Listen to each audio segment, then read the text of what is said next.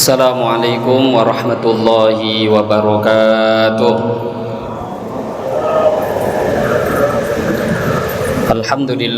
Alhamdulillahil fattahil alim alladzi khalaqal insana fi ahsani taqwim. Wa asyhadu an la ilaha illallahul wahidul hakim wa asyhadu anna sayyidana wa maulana Muhammadan abduhu wa rasuluhur raufur rahim. Allahumma salli wa sallim ala sayyidina Muhammadinil karim al-munzali alaihi wa innaka la'ala khuluqin azim wa ala alihi wa ashabihi alladhina ataw rabbahum biqalbin salim amma ba'da.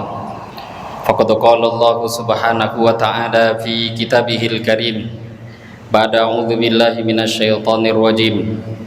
Innal ladzina taqaw idza massahum ta'ifum minasyaitani tadzakkaru fa idzahum mubsirun. Shadaqallahul azim.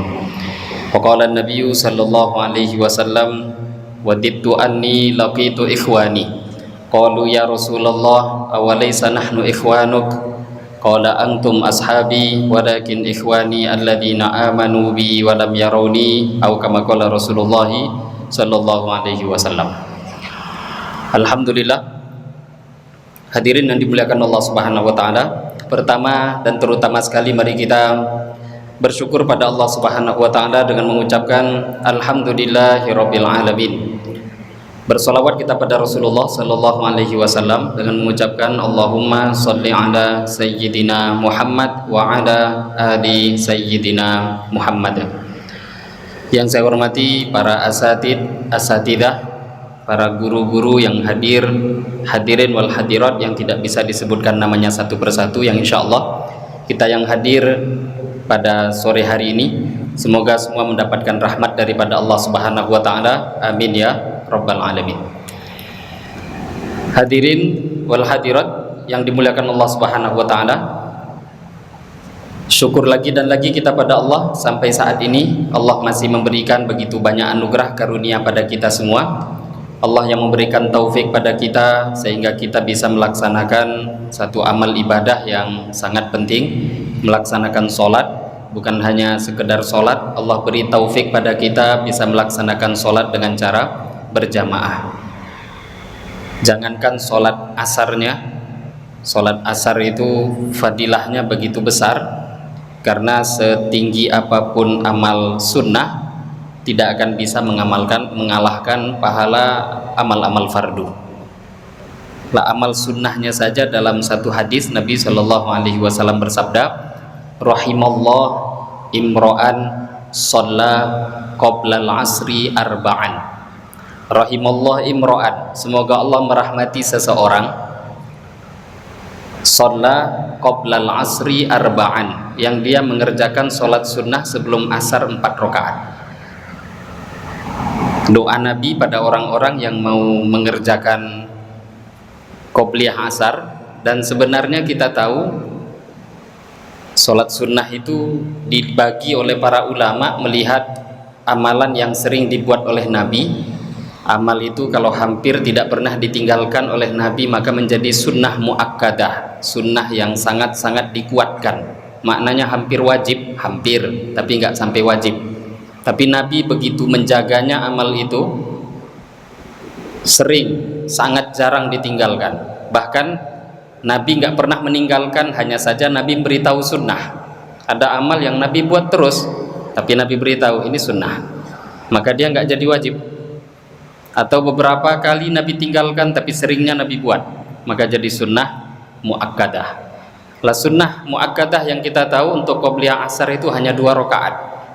Tapi bukan berarti selepas 2 rakaat nggak boleh sholat sunnah, boleh. Sholat sunnah mutlak berapapun jumlahnya boleh.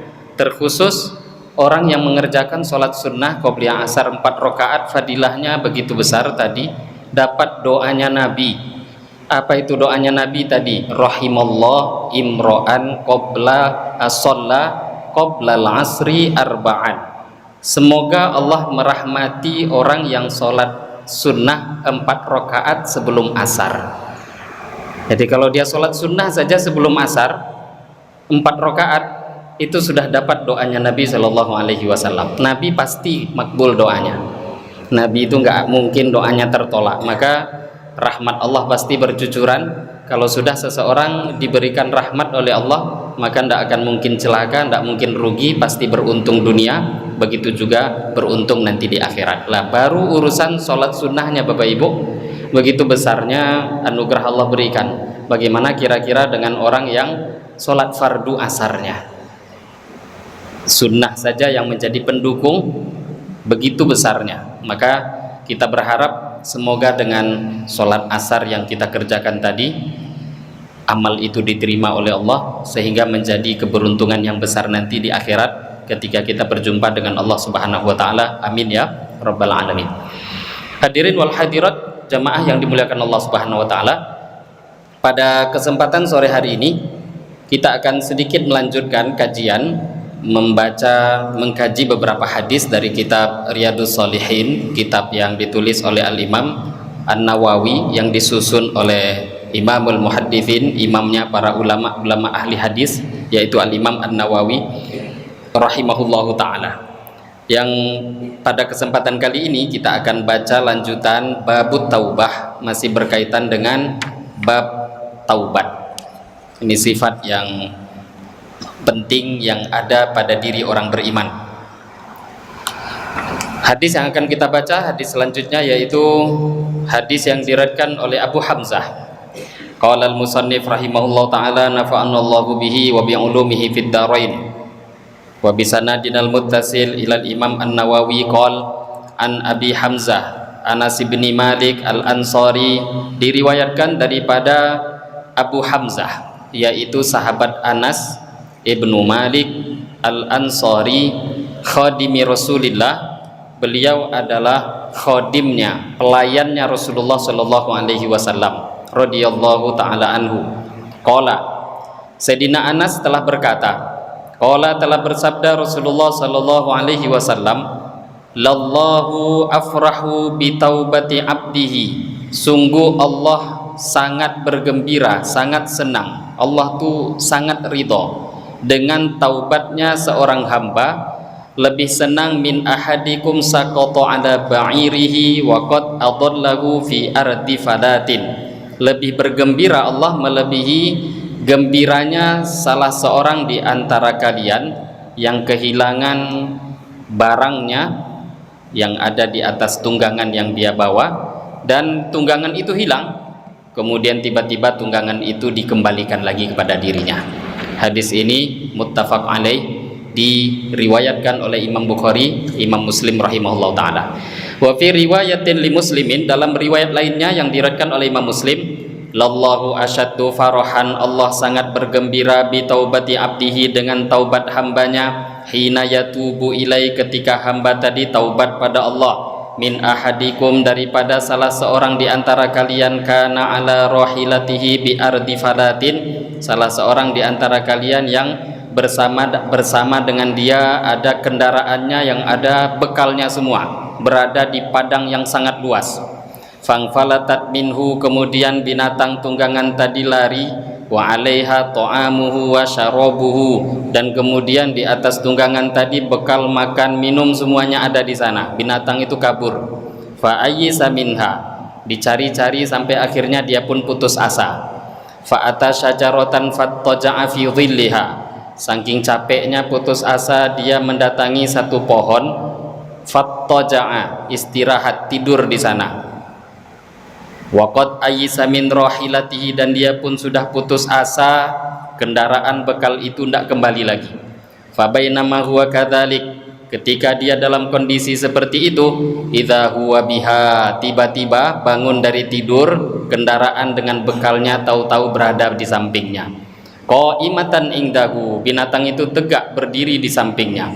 Fa akhadha bi khitamiha, kemudian dia pun memegang tali kekang binatang kendaraannya tadi. Tsumma qala min syiddatil farah, dia pun kemudian mengatakan karena saking bergembiranya, Allahumma anta abdi wa ana rabbuk, ya Allah, engkau adalah hambaku dan aku adalah Tuhanmu. Akhta'a min syiddatil farah, dia keliru mengucapkan kalimat tadi karena saking bergembiranya. Harusnya kan kalimatnya bukan itu, ya Allah engkau Tuhanku, aku hambamu. Tapi saking bergembiranya dia mengatakan, ya Allah engkau adalah engkau hambaku dan aku adalah Tuhanmu. Akhta'a min syiddatil farah, keliru dikarenakan saking bergembiranya. Jadi orang tuh kalau terlalu bergembira tuh kan ada kalanya sedang, biasa-biasa saja, tapi ada yang bergembira tuh terlalu, saking terlalunya bergembira keluar ucapan-ucapan yang dalam istilah bahasa Arab dinamakan sabkul kalam. Sabkul kalam itu ya keceplosan, nggak sengaja. Dan kalimat ini kalau diucapkan dengan sengaja, kalimat syirik. Ya Allah, engkau hambaku, aku Tuhanmu. Ini kalimat syirik kalau sengaja. Tapi kan tidak sengaja, karena memang akalnya sudah nggak normal waktu itu. Orang tuh kalau terlalu gembira nggak normal. Maka karena sabkul kalam, karena ada memang tidak sengaja mengucapkan, maka tidak ada masalah. Tapi poin dalam hadis ini, dua hadis tadi yang disampaikan oleh Al-Imam An-Nawawi. Hadis pertama muttafaq alaih, diriwayatkan oleh Imam Bukhari dan Imam Muslim. Hadis kedua dipertegas dalam hadis riwayat Imam Muslim bahwa Allah lebih bergembira dengan taubatnya seorang hamba. Bukan sama, tentu lebih bergembira, dan diberi contoh lebih bergembira daripada seseorang dalam kondisi tadi berjalan dengan kendaraan, dengan kudanya, dan penuh dengan bekal makanan, minuman, berada di padang pasir yang begitu luas di tengah hutan, tahu-tahu hilang, tidak ada yang bisa nolong. Kalau sekarang dicontohkan misalkan dengan kita yang kehilangan barang tapi berada di tengah kota, banyak yang nolong. Tapi kalau dalam kondisi seperti itu, tidak ada yang nolong, tidak ada yang bisa diharapkan.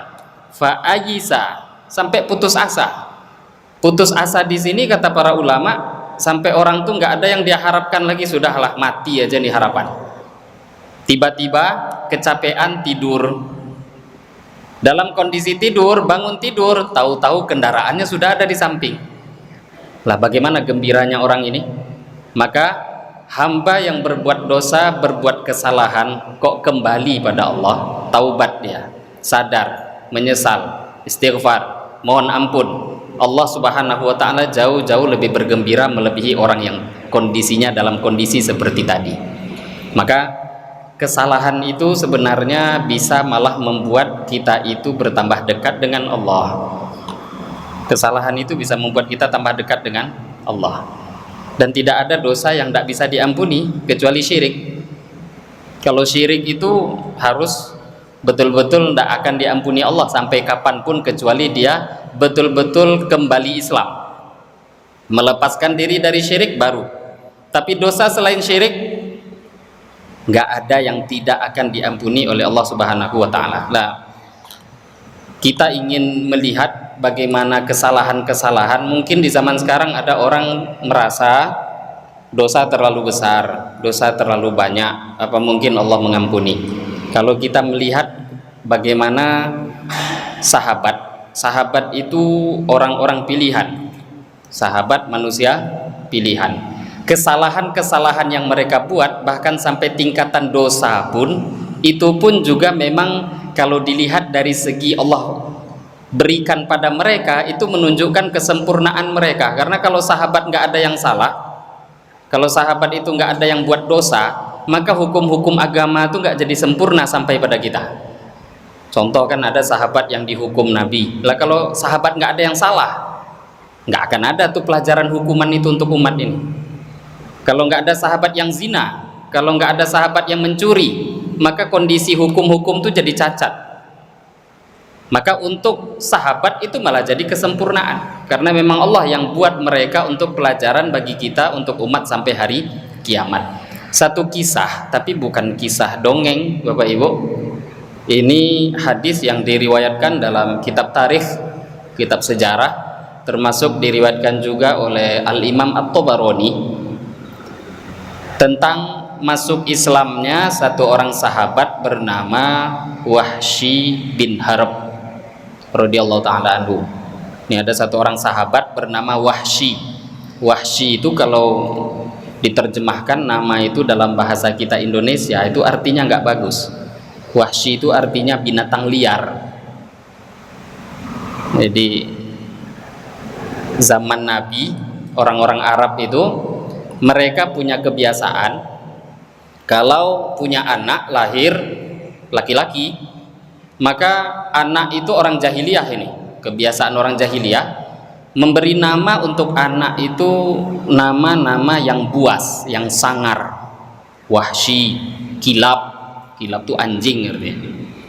Dan bahkan kakek Nabi ke atas ada yang namanya kilab. Di antara nama yang kita kenal ada namanya Haidar. Sayyidina Ali, beliau mengatakan dalam satu hadis, saya adalah orang yang diberi nama dulu oleh orang tuaku dengan nama Haidar. Jadi Sayyidina Ali dulu diberi nama kecil tuh Haidar. Haidar itu artinya singa. Jadi orang-orang jahiliyah memang punya kebiasaan kalau punya anak, maka anak itu akan diberi nama-nama yang buas, yang sangar. Tapi mengherankan lagi, nanti kalau punya budak, budak-budak mereka punya entah laki-laki atau perempuan, itu namanya yang lembut-lembut. Ada seorang perempuan, bahkan istri Nabi, namanya dulu bernama Bariroh. Itu lembut artinya, baik.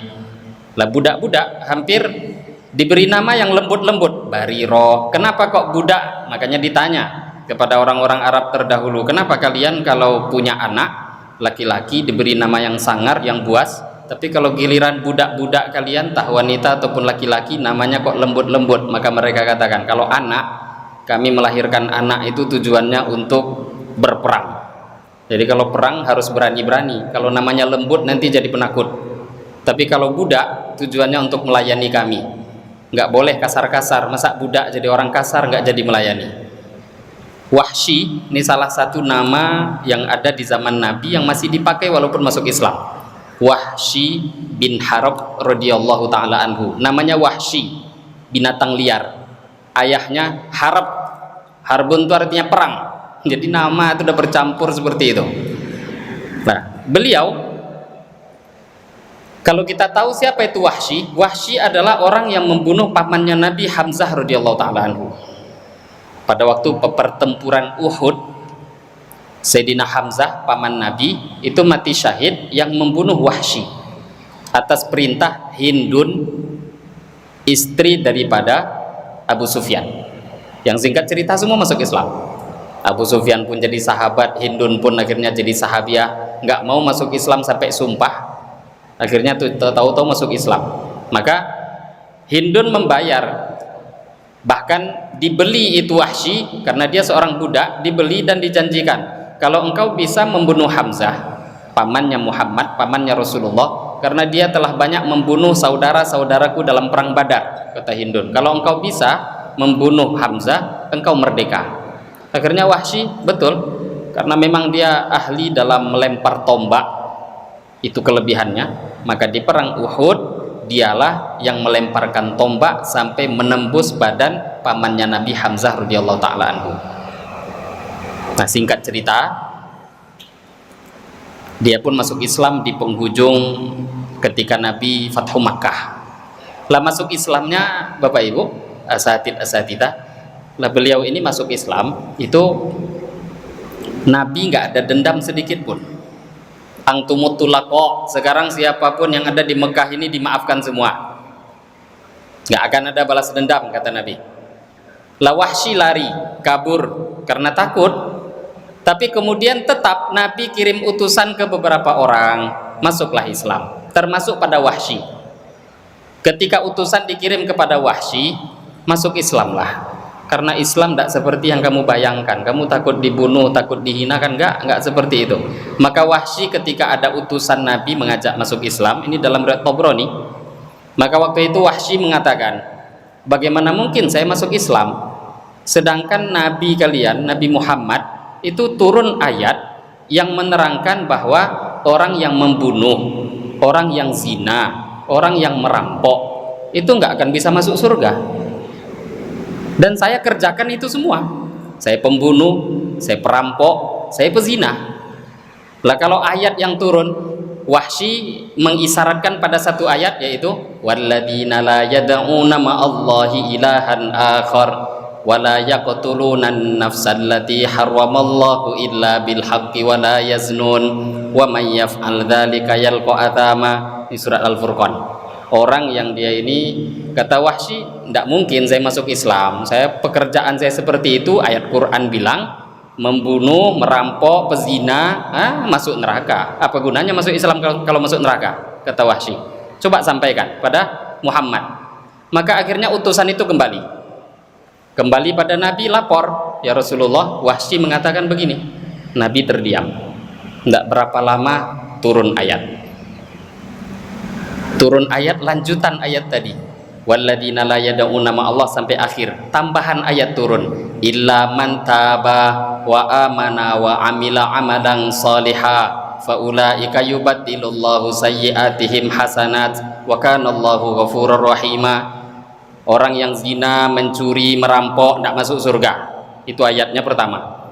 Wahsy nggak terima. Kalau nggak ada keringanan, nggak ada gunanya masuk Islam. Dilaporkan pada Nabi, tambahan ayat turun, illa man taba, kecuali orang yang taubat. Zina dia asal taubat, merampok asal taubat, mencuri asal taubat. Tapi nggak cukup di situ, illa man taba wa amana, beriman. Nggak cukup juga di situ, wa amila amalan salihah, beramal amal yang soleh. Faulaika yubaddilullah sayyi'atihim hasanat, mereka itu nanti keburukannya Allah ganti dengan kebaikan. Maka utusan ini pun balik nyampaikan, Wahsy turun ayat baru. Nah ini ayatnya, bisa kok masuk surga, taubat, beramal soleh, beriman pada Allah, maka nanti kebaikan, keburukan kamu ditukar dengan kebaikan. Wahsy mendengarkan ayat itu pun tetap mengatakan, hada syartun syadid. Kata Wahsy, hada syartun syadid, itu syaratnya terlalu berat. Coba kamu baca ayat tadi, illa man taba, taubat dulu, tidak cukup taubat, beriman, nggak cukup beriman, amal soleh pula dulu. La'alli la aqdiru ala dzalik, mungkin aja saya nggak mampu, terlalu berat itu syaratnya. Coba tanyakan pada Nabi Muhammad lagi, ada nggak keringanan yang lain? Tetap nggak terima Wahsy. Akhirnya utusan itu kembali pada Rasulullah, lapor, ya Nabi Allah, ini Wahsy nyampaikan terlalu berat. Maka Nabi pun terdiam. Tidak berapa lama turun ayat, innallaha la yaghfiru ayyushraka bihi wa yaghfiru ma duna dzalika liman yasha. Sesungguhnya Allah tidak akan mengampuni dosa syirik, wa yaghfiru ma duna dzalika liman yasha, dan Allah akan mengampuni dosa selain syirik liman yasha, bagi orang yang Allah kehendaki. Utusan tadi senang, ini ayat luar biasa nih, selain syirik yang penting diampuni Allah itu dosa. Maka dihantar utusan tadi jumpa lagi dengan Wahsy, dibacakan ayat, Wahsy turun ayat baru, ini ayatnya. Maka Wahsy dengar ayat tadi, kata Wahsy, itu pun saya nggak terima. Lah kok bisa? Iya, coba kamu baca ayatnya, wa yaghfiru ma duna dzalika liman yasha. Allah ngampuni orang-orang yang dosa selain syirik tadi, tapi ada pula pembatasannya, liman yasha, bagi orang yang Allah kehendaki. Ada masyiah di situ, ada kehendak Allah, Allah ampuni bagi orang yang Allah kehendaki. Sekarang saya tanya engkau, kata Wahsy, saya termasuk orang yang Allah kehendaki atau enggak? Nggak bisa jawab kan, kata Wahsy. Maka saya nggak terima itu syarat. Akhirnya utusan itu pun pulang, balik pada Nabi, lapor, ya Rasulullah, Wahsy nyampaikan begini. Nabi terdiam. Tidak berapa lama turun ayat, ya ibadiyalladzina asrafu ala anfusihim la taqnatu mir rahmatillah innallaha yaghfirudz dzunuba jami'a innahu huwal ghafurur rahim. Wahai hamba-hambaku, ya ibadiyalladzina asrafu, wahai hamba-hambaku yang telah melewati batas, la taqnatu mir rahmatillah, jangan engkau berputus asa daripada rahmatnya Allah. Innallaha yaghfirudz dzunuba jami'a, karena Allah akan mengampuni seluruh dosa. Innahu huwal ghafurur rahim, sesungguhnya Allah Maha Pengampun lagi Maha Penyayang. Ayat itu dibacakan, disampaikan kepada Wahsy, maka kata Wahsy, hadza na'am, iya, ini baru saya terima. Sahabat yang waktu itu ada di sekitar Nabi datang, Sahabat itu irinya Bapak Ibu bukan ketika ada orang dapat harta, rumah mewah, mobil mewah, enggak. Sahabat itu iri mereka kalau ada orang kok dapat anugerah agama banyak, tuh irinya luar biasa. Maka sahabat datang semua jumpa, ya Rasulullah, qad asobna ma asoba Wahsy. Ya Rasulullah, kami ini sama ini dengan Wahsy, pernah bunuh, pernah zina, pernah judi, banyak dosanya. Apakah itu ayat khusus untuk Wahsy? Kata Nabi, ndak. Hadihi ammatun lil muslimin. Ayat ini adalah untuk semua orang-orang Islam. Nah, ini taubat. Sahabat itu kalau dilihat salahnya, ndak bisa kita bayangkan salahnya itu terlalu banyak. Tapi ternyata ndak ada cerita orang itu yang tidak ada celah untuk dia taubat kembali kepada Allah. Semua ada. Sebesar apapun kesalahan, pasti Allah Subhanahu wa taala akan memberikan peluang kepada dia untuk kembali kepada Allah Subhanahu wa taala. Nah, hadis setelahnya ini juga bercerita membahas tentang begitu luasnya rahmat Allah. An Abi Musa, diriwayatkan daripada sahabat Abu Musa Abdullah bin Qais al-Asy'ari, yaitu Abdullah bin Qais al-Asy'ari yang terkenal dengan Abu Musa al-Asy'ari radhiyallahu anhu. Anin nabiyyi, daripada Nabi sallallahu alaihi wasallam, qala, Nabi bersabda, innallaha, sesungguhnya Allah taala, yabsutu yadahu bil lail, Allah membentangkan rahmatnya pada malam hari, liyatuba musii'un nahar, supaya bertaubat orang-orang yang berbuat dosa di siang hari. Malam hari Allah beri kesempatan panjang lebar, rahmat Allah terbuka luas. Untuk siapa? Orang yang siang tadi buat dosa, Allah tunggu malam, mau taubat enggak? Wa yabsutu yadahu bin nahar, begitu juga Allah membentangkan rahmatnya begitu luas di siang hari, liyatuba, supaya memohon ampun bertaubat, musii'ul laili, orang yang buat dosa di malam hari. Ini terus berlangsung hatta tatlu asyamsu, sehingga matahari terbit, min maghribiha, dari arah timur, sehingga matahari terbit di arah tenggelamnya sampai menjelang hari kiamat. Kalau sudah terbit matahari dari arah barat, matahari dia terbitnya itu timur, tenggelamnya di barat. Lah kok sampai terbitnya itu di tempat tenggelamnya, itu menunjukkan taubat sudah nggak bisa lagi diterima. Jadi sampai kapanpun taubat seorang hamba itu selalu terbuka. Hanya saja dalam hadis ini bagi asatidah yang melihat PDF bahasa Arabnya, di sini ada tulisan Allah membentangkan yadahu. Yad itu kalau secara bahasa Arab secara umum digunakan arti dengan artian tangan. Lah para ulama ahlu sunnah wal jamaah, semua ayat-ayat yang mutasyabihat, yang samar maknanya, yang berkaitan dengan sifat Allah, sekiranya membuat akidah kita itu nanti bisa salah faham, maka para ulama akan mentakwil ayat-ayat mutasyabihat. Dan ini akidah ahlu sunnah wal jamaah. Zaman sekarang ini perdebatan panjang nanti dari kawan-kawan yang salafi wahabi dengan kelompok aswaja lain. Ada yang tidak mau mentakwil, bahkan bukan hanya tidak mau, mengatakan orang yang mentakwil itu keluar dari ahlu sunnah. Lah ini keliru. Mentakwil itu malah jaga akidah. Ulama-ulama salaf malah banyak yang mentakwil, termasuk Imam Bukhari. Dalam kitab Sahih Al-Bukhari, Al-Imam Al-Bukhari dalam kitab tafsir sendiri menerangkan tentang ayat kullu syai'in halikun illa wajhahu, segala sesuatu akan hancur illa wajhahu, kecuali wajah Allah. Maka Imam Bukhari menambahkan di samping, bukan ayat itu, ay mulkahu, makna wajhullah adalah mulkahu, kerajaan Allah. Jadi Imam Bukhari pun mentakwil. Ya, kenapa ini perlu? Karena kita sendiri tahu bahwa kita saja ini bahasa kita Indonesia dibanding dengan bahasa Arab, bahasa Indonesia itu kurang dibanding Arab. Arab itu terlalu luas, lapang maknanya. Lah kita saja yang bisa dikatakan lebih miskin makna bahasa Indonesia, Allah seperti bersandar pada tembok. Coba bayangkan apa jadinya. Na'udzubillah. Lah bahasa Indonesia saja kita yang katanya maknanya itu tidak selengkap bahasa Arab, tidak sebanyak bahasa Arab. Satu kalimat sampai 20 makna, 18 makna. Lah bahasa Indonesia saja begitu. Nggak bisa kita mengatakan ini satu aja makna, nggak ada yang lain. Nggak belajar bahasa Indonesia ini orang. Bahasa Indonesia begitu, apalagi bahasa Arab. Kalau sudah mempelajari Al-Quran, hadis, nggak cukup cuma modal terjemahan. Buka kamus itu Bapak Ibu, kamus memberitahu satu makna itu kadang satu kalimat 18 makna. Jadi nggak bisa orang katakan ini nggak boleh takwil. Takwil itu menyelamatkan akidah kita.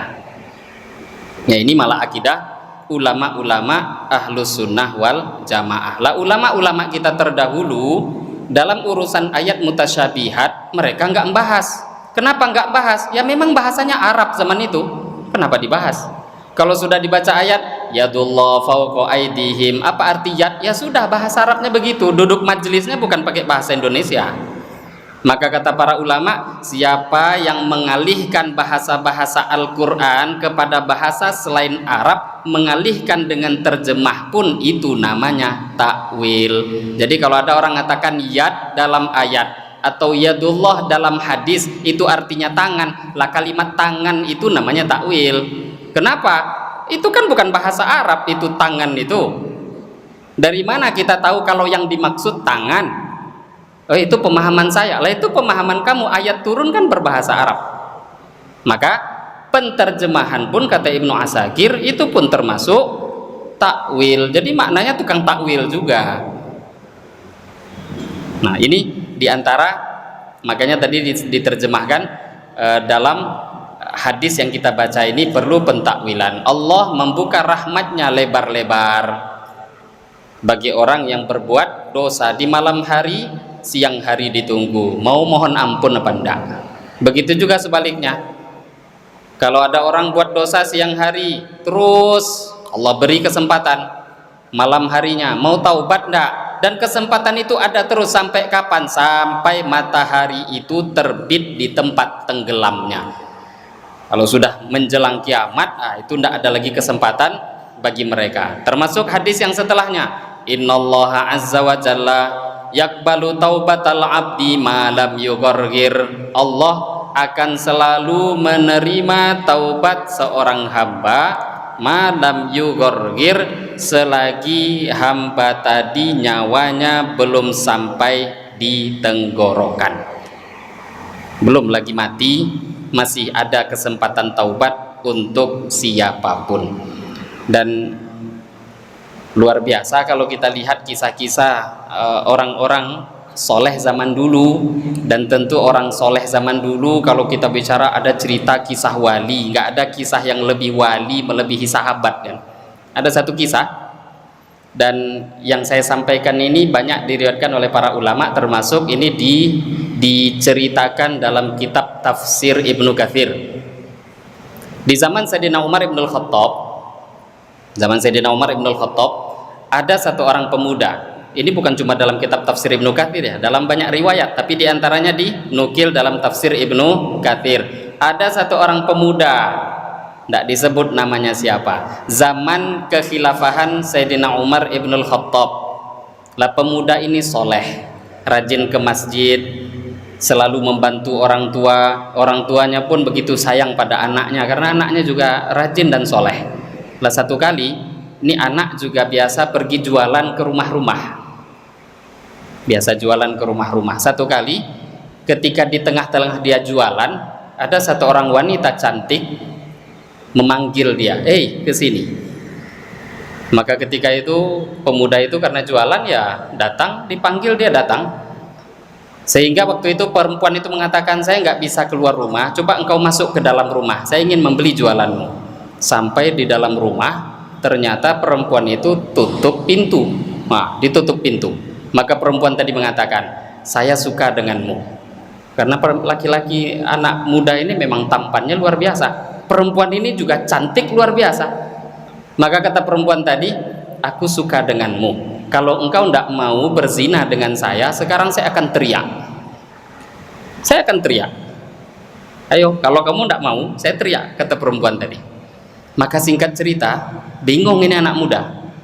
Akhirnya dia pun diam, dengan rasa terpaksa dia pun pasrah.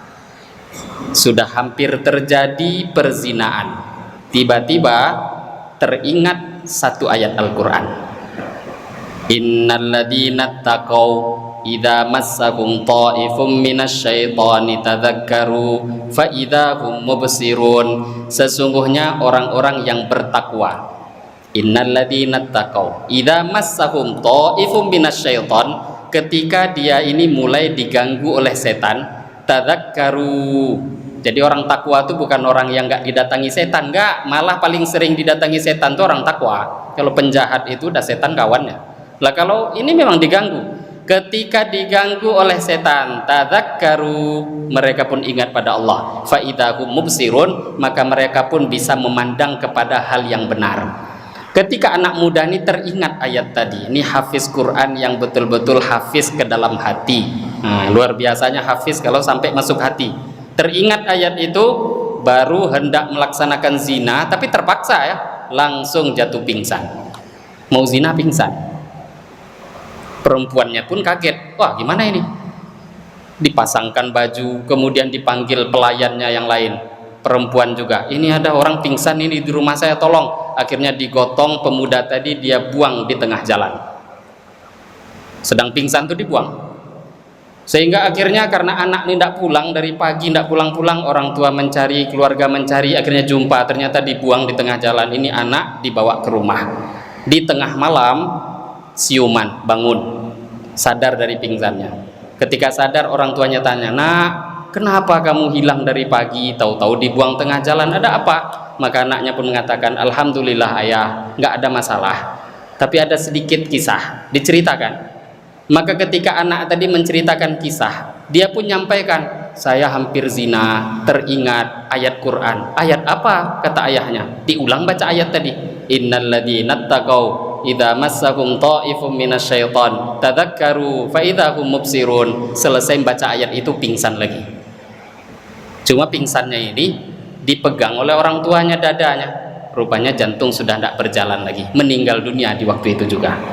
Ketika meninggal, kebiasaan sahabat nggak sama dengan kita. Kalau orang tuh sudah meninggal, cepat-cepat disolatkan, cepat-cepat dikubur. Malam tuh juga dikubur, disolatkan, dikuburkan. Sehingga Sayyidina Umar Ibnul Khattab karena tahu ada anak soleh biasa ke masjid nggak jumpa, dengar kabar sudah meninggal, beliau pun kaget. Besok paginya didatangi keluarga pemuda tadi, ayahnya didatangi. Kemudian Sayyidina Umar mengatakan, kenapa kok saya nggak dikabari tadi malam? Maka ayahnya mengatakan, Amirul Mukminin, kejadiannya larut malam, nggak enak mengganggu Amirul Mukminin, khalifah kok diganggu, nggak enak. Maka kami kerjakan semua, kami selesaikan sampai dikubur. Kata beliau, kenapa nggak dikabari? Sehingga akhirnya Sayyidina Umar tanya, mana kuburannya? Akhirnya diberitahulah kuburan pemuda tadi. Sayyidina Umar pun mendatangi kuburan anak muda tadi. Kemudian di kubur itu Sayyidina Umar bertanya, lah ini bagi orang yang nggak percaya dengan karomatul aulia nggak bisa paham. Sayyidina Umar mengatakan, wahai pemuda, Allah berfirman dalam Al-Quran, waliman khafa maqama rabbihi jannatan. Orang yang takut kepada Allah, Allah akan beri dia jannatan, 2 surga. Sekarang kamu dapat surga itu berapa? Tahu-tahu dari kubur ada jawaban, ya Amirul Mukminin, Allah memberi kepada aku bukan cuma 2, tapi 2 kali lipat. Ini hadis diriwayatkan dalam kitab Tafsir Ibnu Katsir, Kanzul Ummal, dan beberapa kitab-kitab hadis lainnya. Lah ini diantara bentuk contoh taubat. Bukan berarti Bapak Ibu kita itu nggak terjerumus, ada. Tapi bab taubat ini tentu dibahas kepada orang-orang yang sudah terjerumus pada maksiat. Jangan kita membahas bab taubat pada orang yang tidak pernah terjerumus. Jadi perlu dilihat, ditengok. Orang yang tidak pernah terjerumus pada dosa, maka tentu yang diberitahu pada dia azab-azab Allah. Jangan zina, bahaya kalau zina. Sampaikan pada dia ucapan Imam Syafi'i. Imam Syafi'i beritahu, zina itu adalah hutang. Kata Imam Syafi'i, kok bisa zina itu hutang? Imam Syafi'i mengatakan siapa yang zina, biasanya kalau dia nggak taubat, keluarganya pun akan ada yang dizinahi, anaknya juga akan ada yang dizinahi. Dan kita tengok memang seperti itu. Orang tuh zina itu hutang, kata Imam Syafi'i rahimahullah ta'ala. Tapi hutang tadi ya, kalau dia nggak taubat. Kalau taubat tidak ada masalah. Kalau nggak taubat, itu hutang itu nanti. Karena orang itu berzina, pasti yang dizinahi kan ibunya orang, saudarinya orang, anaknya orang, dan pasti hubungan keluarga dia siapapun juga kalau dia nggak taubat, itu pun akan menjadi hutang untuk dirinya. Lah ini bab dibacakan pada orang yang belum terjerumus. Tapi kalau bab taubat ini pembahasan untuk orang-orang yang sudah jatuh kepada perkara-perkara dosa. Maka Islam, agama itu diajarkan bainal khauf war roja, antara harap dan takut, antara itu berdua. Jadi kalau ada orang cuma takut aja hidupnya, ya nggak bagus lah, ketakutan nanti. Yang dibaca hadis-hadis azab Allah saja, akhirnya mati ketakutan hidup. Ada orang yang dibaca hadis-hadis roja, berharap saja, sebesar apapun dosa akan diampuni, akhirnya dia berbuat dosa seumur hidup, nggak pernah takut pada Allah. Kenapa? Salah membaca hadis. Agama itu bainal khauf war roja, antara harap dan takut kepada Allah Subhanahu wa taala. Lah kalau kita ini sudah punya rasa takut pada Allah, di situ nanti akan mudah untuk bertaubat kepada Allah Subhanahu wa taala. Lah seperti kejadian-kejadian sahabat, dan begitu juga di zaman generasi sahabat namanya tabi'in, pemuda tadi ini generasi tabi'in. Ini contoh kisah-kisah orang yang taubat pada Allah. Bahkan mengenai kisah Wahsy, hadis itu juga ditulis oleh Al-Imam An-Nawawi dalam bab akhir bab taubah. Hadis terakhir dalam bab taubah ini, Nabi Shallallahu Alaihi Wasallam bersabda, hadis sahih riwayat Bukhari Muslim, kata Nabi Shallallahu Alaihi Wasallam, Allah sangat bergembira dengan keadaan dua orang. Dua orang ini yaktulu ahaduhumal akhar, si satu orang membunuh orang lain, dan kemudian orang yang dibunuh masuk surga, pembunuhnya pun nantinya ujung-ujungnya juga masuk surga. Allah bergembira melihat dua orang ini. Lah kok bisa? Sahabat heran, kok bisa pembunuh masuk surga? Kata Nabi, iya, yang dibunuh itu adalah orang yang ketika berjuang di jalan Allah dia mati syahid. Nah, yang mati syahid masuk surga. Lah pembunuhnya tadi tahu-tahu dia dapat hidayah, masuk Islam, dan dia juga beramal soleh, kata Nabi, orang itu pun juga dimasukkan surga oleh Allah Subhanahu wa ta'ala. Dan ini kisah, hadis ini persis dengan keadaan Wahsy radhiyallahu ta'ala anhu. Dia yang membunuh Hamzah, Hamzah yang dibunuh masuk surga, dan beliau pun pembunuh Hamzah bertaubat. Bagaimana taubatnya? Masuk Islam, kemudian selepas masuk Islam beramal yang baik, terus beramal soleh, bahkan usaha untuk menebus dosanya. Di antara usaha yang dibuat oleh Wahsy untuk menebus dosa, karena beliau setiap kali jumpa Nabi, Nabi itu selalu nggak mau mandang wajah Wahsy. Maka Nabi pernah ditanya, kenapa Tuhan nggak mau mandang wajah Wahsy? Kata Nabi, setiap kali aku memandang wajahnya Wahsy, aku teringat dengan pamanku Hamzah. Bukan benci, tidak, teringat. Maka Wahsy pergi jauh-jauh, perlu ini mencari cara taubat. Maka pada waktu itu, di zaman setelahnya ada orang-orang yang ngaku nabi, namanya Musailamah al-Kadzab. Musailamah sang penipu, ngaku jadi nabi. Lah pada waktu itu terjadi pertempuran dengan nabi palsu tadi. Yang membunuh Musailamah al-Kadzab adalah Wahsy radhiyallahu taala anhu. Wahsy ketika melempar tombak, dia katakan, tombak ini dulu yang aku lemparkan untuk membunuh Hamzah, aku berharap dengan perbuatanku sekarang ini dosaku semua diampuni oleh Allah. Padahal kan sudah diampuni dengan Islam, tapi terus buat amal setelah itu.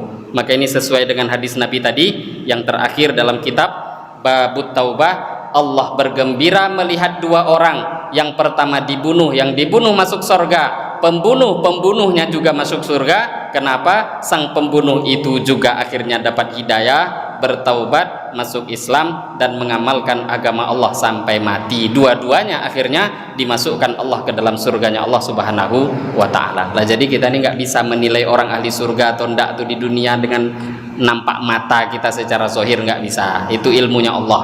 Ada orang yang terkadangan dia ini nampaknya seperti biasa, tapi ternyata dalam pandangan Allah ini orang yang dekat dengan Allah Subhanahu wa taala. Lah ini hadirin Bapak Ibu, beberapa hadis yang bisa kita dengar dari kitab Riyadhus Shalihin babut taubah. Ini lanjutan dari beberapa hadis yang kita dengar di beberapa waktu yang lalu, 1 pekan yang lalu. Ada beberapa hadis yang lain dan ini cukup panjang, tetapi sebenarnya hadis ini kalau kita baca diantaranya kisah taubatnya sahabat Ka'ab bin Malik yang panjang, yang akhirnya turun kisah mereka di dalam surat At-Taubah. Memang betul-betul surat yang menerangkan tentang taubat. Itu kisah kalau kita baca luar biasa. Ya kita lihat pekan depan apakah ini yang kisah itu kita baca ataukah langsung masuk ke babus sobri, bab sabar. Tapi sebenarnya membaca, mendengarkan kisah itu juga bagus, karena kisah tentang taubatnya seorang sahabat yang pada waktu itu mendapatkan hukuman langsung dari Allah, bukan cuma dari Nabi. Turun ayat, turun perintah, mereka didiamkan oleh Nabi dan seluruh sahabat kurang lebih selama hampir 2 bulan, 50 hari, yang akhirnya taubatnya pun diterima oleh Allah Subhanahu wa ta'ala. Nah ini mungkin yang bisa kita dengar pada sore hari ini, beberapa hadis dari kitab Riyadhus Shalihin. Semoga hadis-hadis yang kita dengarkan tadi bisa kita ambil faedah, kita niat amalkan, dan kita sampaikan juga pada saudara-saudara Islam kita lainnya.